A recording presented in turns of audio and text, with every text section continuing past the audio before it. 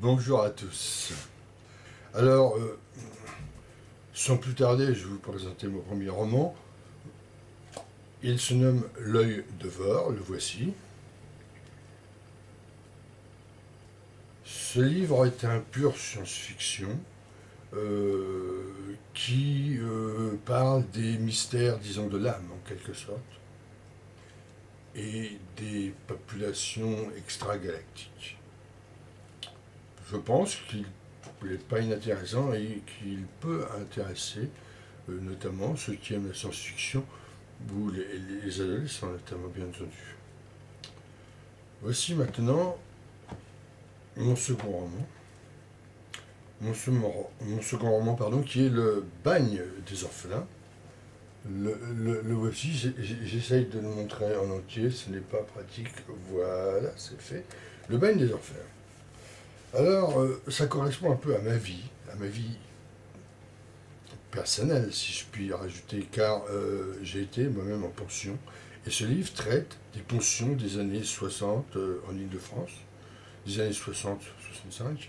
Ça commence à peu près à cette période-là. Il rappellera des souvenirs à certains, mais le principe est là, c'est la vie en pension. Et avec toutes ces péripéties, des fois plus que fort étonnantes, vous verrez. Je crois qu'il est intéressant à lire pour ceux qui veulent savoir, pour ceux qui aiment les histoires vraies et pour ceux qui ont connu cette période. Ensuite, nous passons au troisième roman. Le troisième roman, c'est Le gang des animaux. Voici la couverture. Voilà, on voit tout, je crois, là. Ce gang des animaux est un roman qui parle d'animaux, forcément, vu le titre, mais d'animaux qui ont reçu des capacités, des dons, qui ont des capacités, qui ont reçu des dons par une mauvaise opération de physique nucléaire. Et ainsi, nous avons affaire à des animaux tout à fait particuliers. Ceci, l'enquête est menée par un jeune détective plein d'humour et qui va un peu partout traquer toute cette faune, pardon, afin de savoir quelle est la réalité, en fin de compte, des choses. Voilà, c'est un petit roman divertissant qui conviendra très bien aux adolescents, mais toujours, pareil, ça peut aussi convenir aux adultes, aux jeunes adultes. Euh, il y a beaucoup d'humour dans ce livre et il y a beaucoup de mystère aussi. Et ça bouge. Tous mes romans bougent d'ailleurs. Mon quatrième, oui c'est ça, le quatrième roman, c'est Test. Alors lui c'est déjà quelque chose de beaucoup plus lourd. Ce test, ce roman, répond à des questions fondamentales, dont une que tout le monde se pose, ou tout du moins ceux qui commencent à avoir un certain âge. Qu'est-ce que feront nos proches, notre famille, après notre mort? On aimerait bien le savoir. La meilleure façon de le savoir, c'est de passer par les services de la société Test, qui, elle, pourra vous dire quel sera le comportement de vos proches après votre mort. Bien entendu, ça sous-entend que vous n'êtes pas réellement mort. Là est tout le secret du roman, qui traite aussi d'autres sujets comme la disparition définitive des vedettes qui ne veulent plus, qui sont trop célèbres et qui ne veulent plus la célébrité. Et plein d'autres choses encore, plein d'autres choses. Il y a un peu d'espionnage, il y a pas mal d'aventures. Là, c'est un roman qui conviendra aux adolescents, c'est certain, aux jeunes adultes et aux adultes tout court. C'est un roman envers lequel les gens se posent, en fin de compte, par le roman lui-même, mais ce qu'il soulève, les gens se posent beaucoup de ces questions. Après moi, que fera-t-on? Alors, nous arrivons au cinquième roman, qui lui-même est aussi conséquent. Il se nomme Le Serpent. Alors évidemment, ce roman, c'est une vengeance. C'est l'histoire en fait d'un homme très ordinaire, voire faible, trop gentil, dont on abuse facilement, qui est écrasé par un contrôle fiscal injuste, comme le sont les contrôles fiscaux bien entendu, et qui suite à cela, eh bien, il va avoir une aventure à travers plusieurs continents, puisqu'il a une fille aussi qu'il veut retrouver, et il va avoir une aventure sans pareil. Il va passer par des choses impossibles. C'est l'aventure extraordinaire d'un homme ordinaire. Et on peut imaginer en fin de compte que si la tête du serpent est en bas, c'est que ça se finit comme ça devait se finir. Ce livre est très intéressant. Il retrace en plus une petite partie de ma vie, le contrôle fiscal. La Légion, on parle de la Légion aussi. Ce n'est pas inintéressant, c'est très divertissant. Et vous en avez pour plusieurs heures si vous ne lisez pas trop vite. Si vous lisez normalement, évidemment. Vous en avez pour plusieurs heures. C'est, je pense, à recommander. L'histoire n'est pas mal. Et si ce n'est pas une histoire totalement vraie, dans l'absolu, ça peut être une histoire vraie. Hein. C'est tout à fait réalisable et crédible. Nous en arrivons à 3, 4, 5 au 6e roman, qui est Nouvelle, tome 1. Alors c'est bien aussi pour tout public, parce que ça parle un peu de tout. Il y a aussi une certaine moralité dans les nouvelles souvent, hein. Et aussi dans les fables évidemment, les contes, etc. Nous passons au 2, 3, 4, 2, 3, 4, 5, 6, 7, au 8e roman. Le 8e roman, c'est Le Gaulois. Le voici, le petit Gaulois.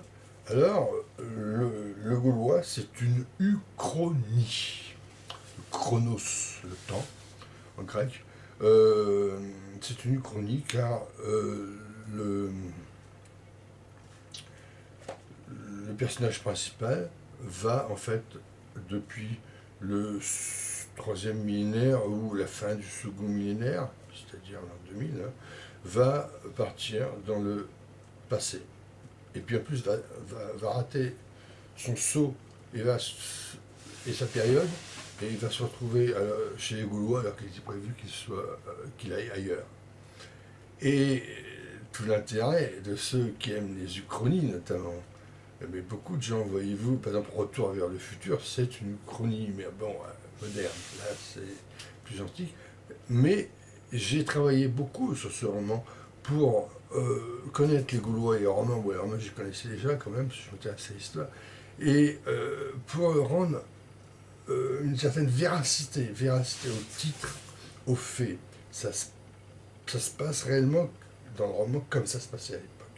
Et il est intéressant de voir ce que ce personnage apporte aux Gaulois, et ce que les Gaulois lui apportent, et comment ça se termine, etc. Je vous laisse découvrir. Il est vraiment très intéressant, et beaucoup de gens qui l'ont lu, de gens avisés, m'ont complimenté, je dois le dire, pourquoi pas, sur ce roman. L'avant-dernier roman, le 7e par conséquent, se nomme Les Pirates. Alors les pirates convient davantage, là je dis carrément, à des adolescents ou à jeunes adultes, car l'histoire est en gros un 20 000 lieues sous les mers, mais ce n'est pas une pâle copie, rassurez-vous. Je parle du principe, mais ça se passe sous la Seine. Alors, évidemment, ce n'est pas à 20 000 lieues, la Seine n'est pas si profonde, mais c'est à 4 mètres sous la Seine, disons. On pourrait l'appeler 4 mètres sous la Seine, à la place de 20 000 lieues sous les mers. C'est le principe, voilà. Alors, c'est dans le milieu des bateliers, des péniches, je me suis renseigné, bien entendu, à chaque fois que je fais un roman, je parlais des informations, et ceux qui aiment la batellerie, les péniches, la navigation fluviale s'y retrouveront volontiers. C'est un roman un peu policier, parce qu'il y a une enquête, d'aventure aussi. Donc je recommande à ceux qui aiment soit ce thème, soit adolescents, jeunes adultes. C'est ce qui est le mieux comme lectorat pour ce type de roman, à mon sens, mais je peux me tromper après tout. Vous lirez la quatrième de couverture, pour vous faire une idée. Aussi, maintenant, le neuvième, un véritable zippo américain, le neuvième roman, qui s'appelle en fait Trésor et Catacombes. Alors, ce roman, de même, les gens qui l'ont lu l'ont trouvé très bien. Il traite de la détection dite trésorière. Bon, c'est pas un mot officiel, trésorière, mais c'est ce qui se dit chez les détecteurs, c'est-à-dire la détection de trésors, les fameuses poêles à frire. Mais il n'y a pas que ça dans la détection de trésors. Il y a la détection sous-marine, la détection par électromagnétisme, la détection dans les puits, la plongée sous-marine, que sais-je, la détection par orpaillage, etc. Donc il traite de tous ces thèmes. C'est une société en fait qui fait que ça. Et elle vit comme ça. Elle est dirigée par une femme, un petit peu lesbienne sur les bords, il faut le reconnaître. Elle est dirigée par une femme. Et c'est assez agréable à lire, je crois, parce que beaucoup de gens m'ont félicité après l'avoir lu. Ils ont trouvé ça agréable. Alors, il y a plein de mystères aussi dedans, parce que quand on fait recherche des trésors, on va dans le passé, dans les choses du passé, on va dans des coins mystérieux, où des fois on découvre des choses très mystérieuses. Et oui. Et c'est là où il est intéressant. Il y a du mystère, il y a de l'aventure, et il y a de l'humour, il y a tout ce qu'il vous faut pour vous divertir.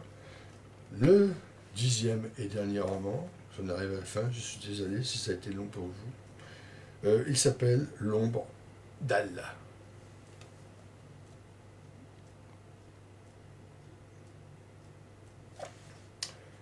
L'ombre d'Allah est un roman catastrophe. Le héros est un volcanologue ou un vulcanologue, je crois qu'on peut dire les deux, qui en fait va être lentement accaparé par Allah, par Dieu, pour servir son dessein. Et donc c'est un roman catastrophe, comme je disais tout à l'heure. Mais pas n'importe quelle catastrophe, une catastrophe probable. Car, quand j'ai écrit ce roman, j'ai vu une émission préalablement à la télévision, je crois que c'était sur France 2, où il traitait ce sujet, non pas celui du terrorisme, mais il traitait le sujet géologique, si vous me suivez. Et donc, de là à faire du terrorisme dans une instabilité géologique, il n'y a qu'un pas, celui que j'ai franchi. On part de la Palestine, de chez les Palestiniens. Mais c'est pas pour ça que ce sont des terroristes, hein, ça n'a rien à voir. Et donc, on en arrive à un roman catastrophe qui peut et qui se produira un jour sans pour autant que ce soit un attentat. C'est à peu près certain. Voilà, j'ai présenté les 10 romans. Les 10 romans que voici, que voilà. Vous les avez sur leur tranche. Et aidez les auteurs comme moi, n'hésitez pas, nous sommes indépendants. Nous travaillons pour une misère et par passion surtout. Pas pour l'argent parce que on n'est pas obligatoirement riche, à part d'esprit peut-être. Je vous remercie infiniment.